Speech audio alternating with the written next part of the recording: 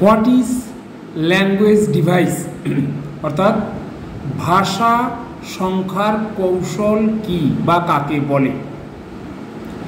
এই কৌশল সাহিত্যের ক্ষেত্রে খুবই কার্যকর হয়েছে।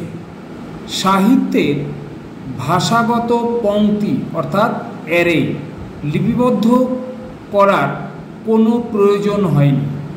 ভাষার তালিকা থেকে ভাষার সংখ্যা প্রয়োগ করে বিভিন্ন ভাষার সাহিত্যের পংক্তি বা অ্যারে সম্প্রসারিত করা চলে। উদাহরণ হিসাবে বলা যায়, যেমন এখানে বলা হয়েছে O111 অর্থাৎ ও ফর লিটারেচার, আর 111 অর্থাৎ এটা হচ্ছে ইংলিশ ল্যাঙ্গুয়েজ, তাহলে ইংরেজি সাহিত্য। O111 এটার মানে হচ্ছে ইংরেজি সাহিত্য ক্লাস নাম্বার।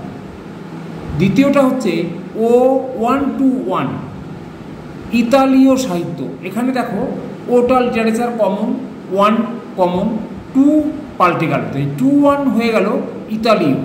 আর ওখানে ওপরের 01 O1 তারপরে যে 1 সেটা ইংরেজি, পরের যে 2 সেটা ইতালি।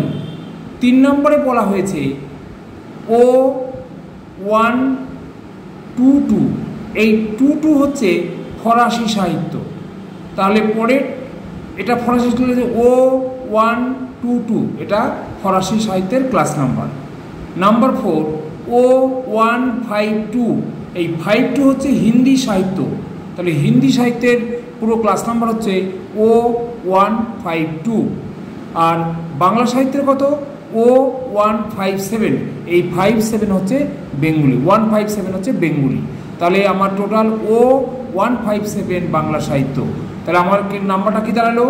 O111 ইংরেজি সাহিত্য, O121 ইতালীয় সাহিত্য, O122 ফরাসি সাহিত্য, O152 হিন্দি সাহিত্য, O157 বাংলা সাহিত্য।